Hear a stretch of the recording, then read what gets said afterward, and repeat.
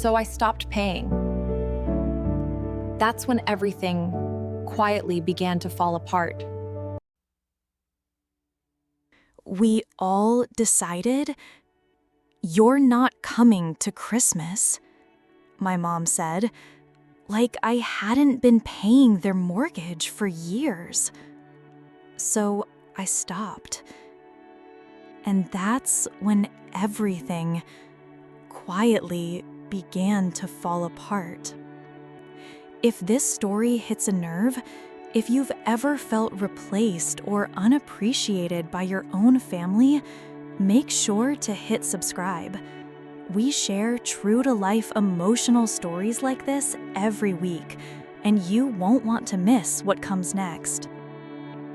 My name is Jade, and I used to believe loyalty would eventually be returned, like a debt paid in full if you just waited long enough. It was a Thursday evening when my mother called. I was standing in the kitchen, stirring soup, steam fogging up my glasses.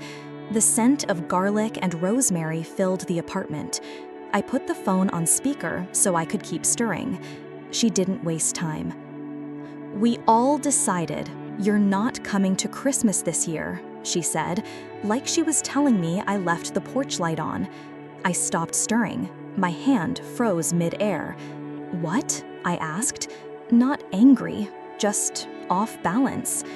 She sighed, that heavy, performative kind she does when she wants to sound like the reasonable one.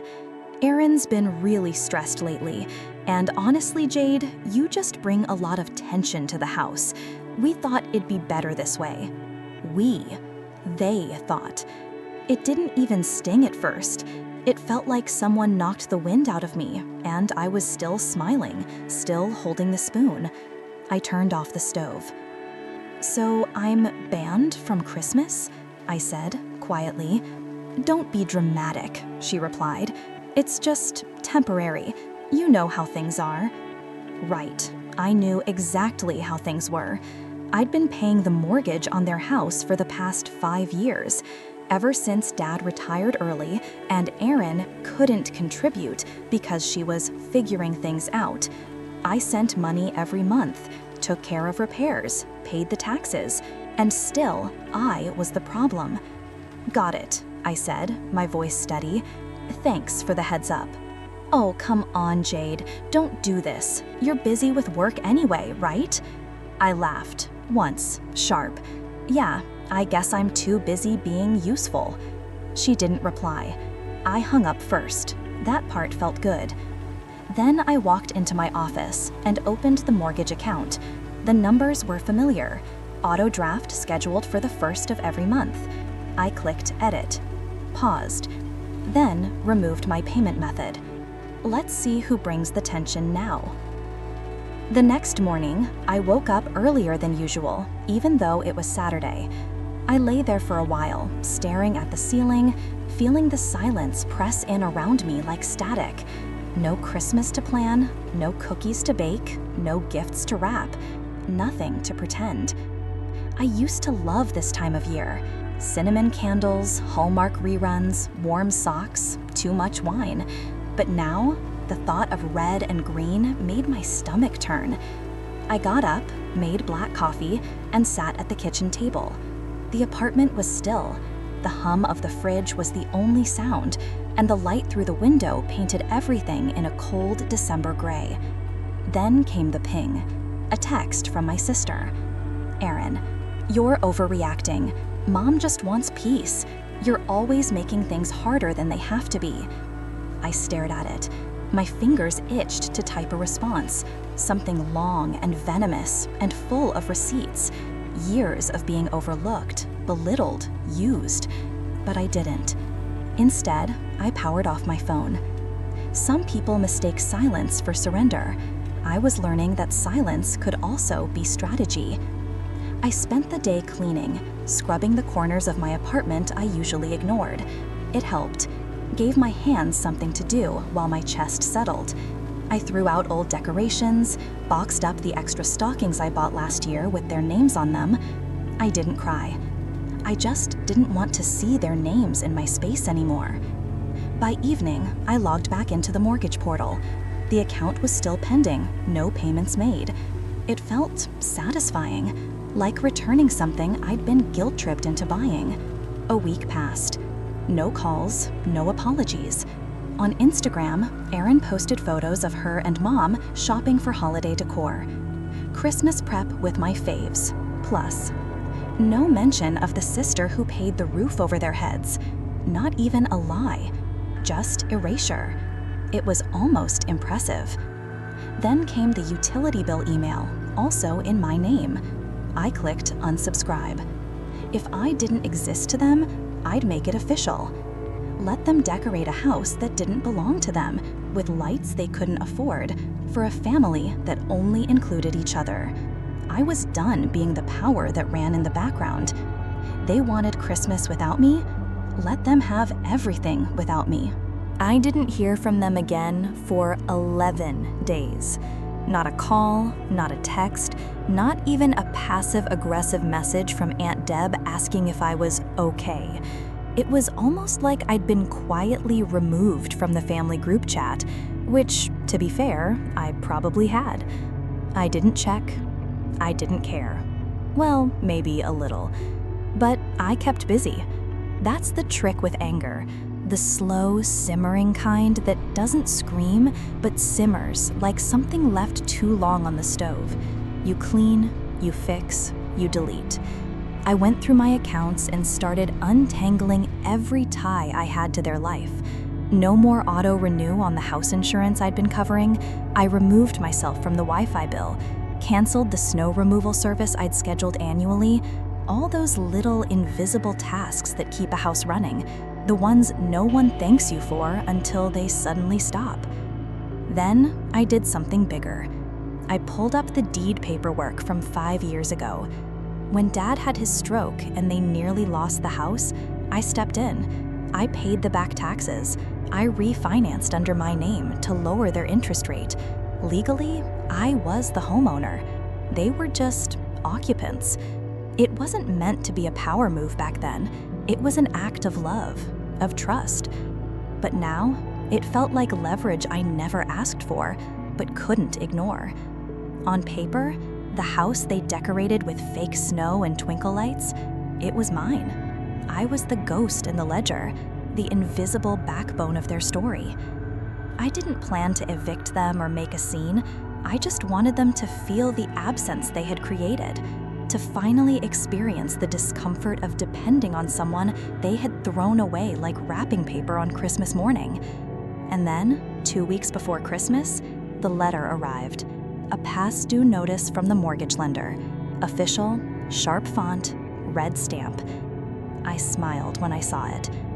Not out of cruelty, but relief. Because for the first time, I wasn't the one scrambling to make things okay. I was letting the cracks show, and they weren't mine to fix. That night, I lit a candle. Cinnamon apple. The scent used to make me think of home. This time, it just smelled like freedom. It was a Sunday morning when the silence broke.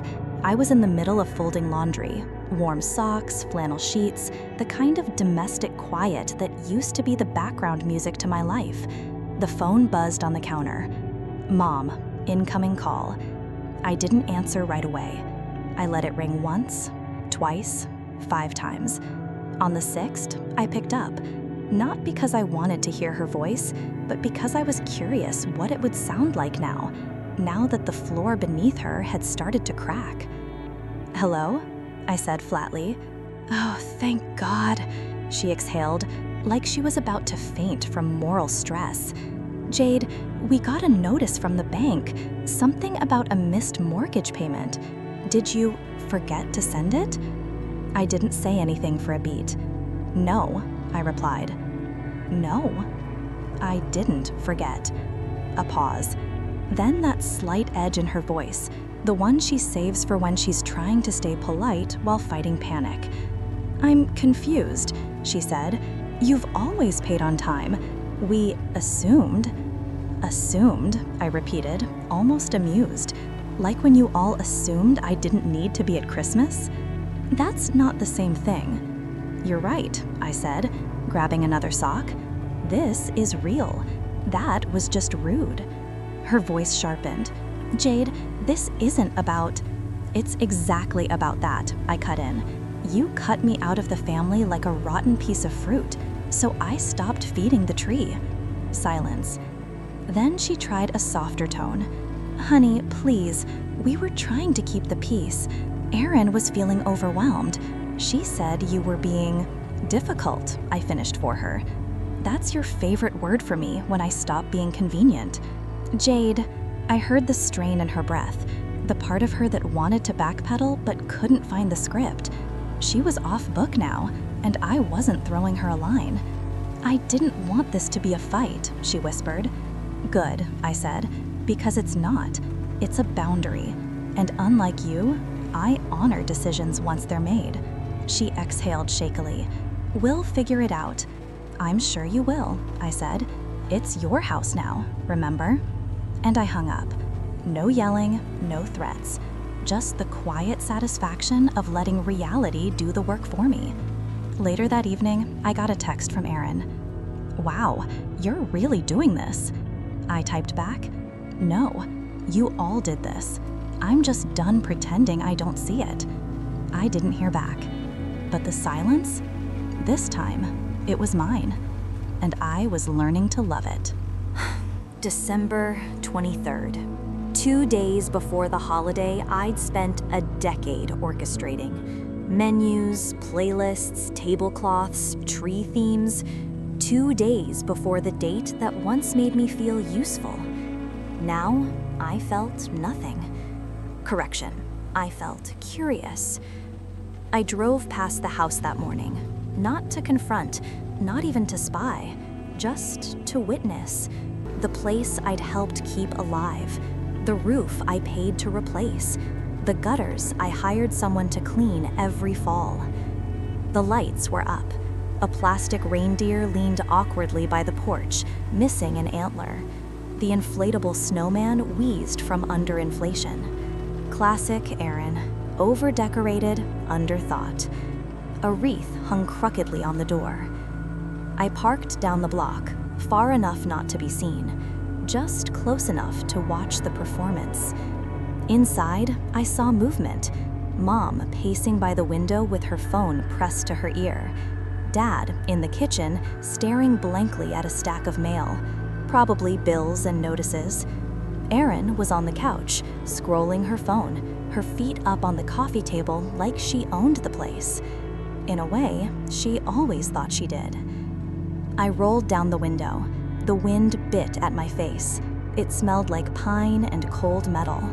Familiar, but it didn't feel like home. Because it never was.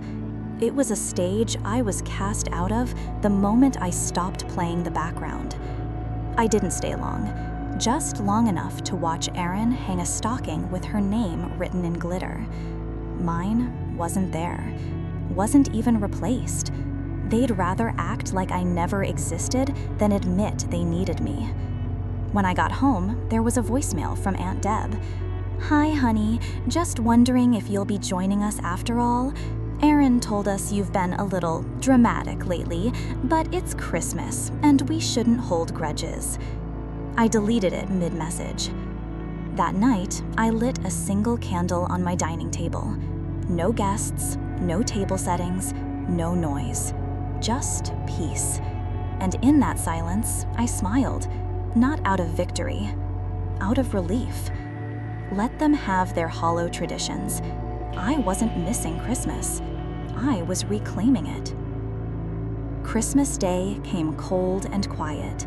I made myself cinnamon pancakes, brewed strong coffee, wore the coziest sweater I owned. There was no tree, no carols, no obligatory gifts I'd bought out of guilt. Just me, and for once, it felt like enough. Around noon, the phone buzzed. Dad, incoming call. I answered. "Hey, sweetheart," he said. His voice cracked like old wood. "Merry Christmas." I hesitated. "Merry Christmas, Dad." He cleared his throat. "Your mom's upset." I didn't answer. "She thinks this whole thing's gotten out of hand. That maybe you didn't mean to stop the payment, that it's all just a big misunderstanding. I took a breath, let it out slow. No, Dad, it's not a misunderstanding. Silence. I see, he said, finally. I could hear voices in the background, Aaron laughing too loudly, the clatter of dishes, the sound of forced festivity. She didn't mean to hurt you, Jade. Your mom she gets caught up in the moment sometimes. Dad, I said calmly, she made a decision. So did you. So did Aaron. You all decided I wasn't welcome. I'm just respecting that. But you didn't have to take it this far. I smiled bitterly. You mean holding you accountable? No, I didn't have to. I chose to. He sighed again, that helpless kind of breath he'd always used when he wanted to remain neutral, as if neutrality had ever protected me. She still loves you, you know, he mumbled. No, Dad, she loves the idea of me until I make her uncomfortable, and you've spent years letting that happen. He didn't argue, because he couldn't. And then he asked the one question I never expected. What do you want from us? I paused, then answered truthfully. Nothing. Not anymore. A beat. I hope you enjoy your dinner. Jade, goodbye, Dad. I hung up. Not out of cruelty, out of closure. I sat back in my chair, watching the candle flicker on the table. My table. The one they never tried to sit at. And suddenly I knew I didn't need to be invited. I needed to stop waiting. A week passed, then another. No more calls, no more texts, just digital silence and the occasional email from the mortgage company, now officially alerting the secondary contact, my mother. I let them deal with it. I didn't check in, I didn't hover. I had spent years being the net that caught their fall, the glue that patched every crack they refused to see. But glue gets tired, nets fray, even foundations shift when enough pressure is applied. On January 6th, I got a card in the mail. No envelope, just one of those pre-bought generic cards with snowflakes and doves and a scripted peace on earth across the front. Inside, in Mom's handwriting, you were always the strong one. We just didn't realize it until you stopped carrying us. I'm sorry it took this to see it. No signature, no explanation, just that. I held the card in my hand for a while, not crying, not even angry, just tired. It's strange how an apology can feel both overdue and irrelevant at the same time. I thought about calling her, just once, to say, thank you for saying something, even now. But I didn't. Some wounds don't need salt or sugar.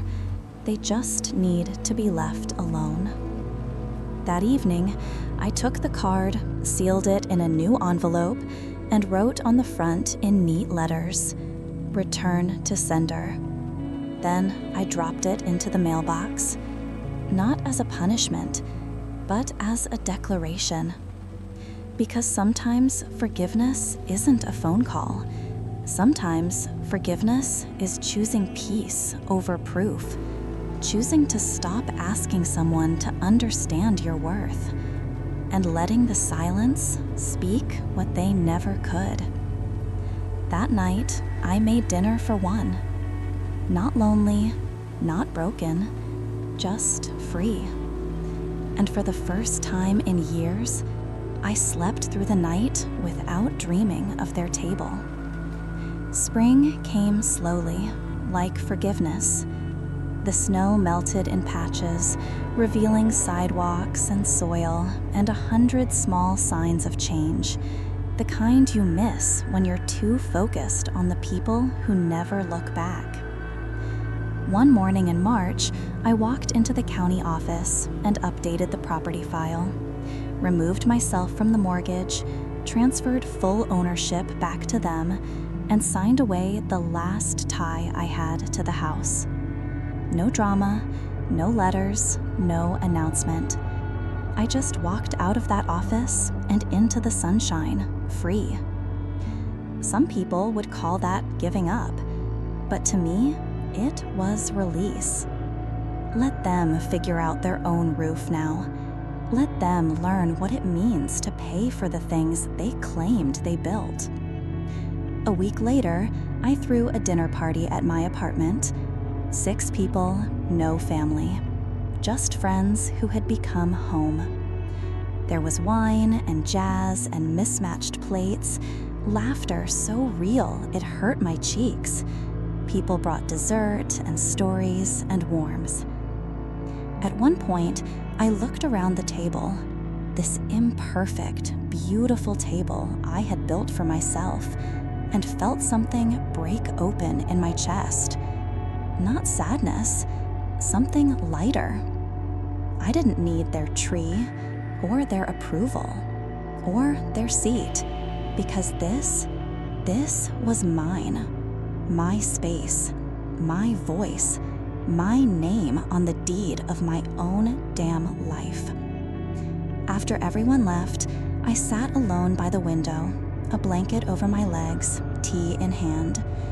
The city lights blinked outside like quiet applause, and for the first time in years, I didn't feel erased. I felt written, clearly, in my own handwriting. And it was enough.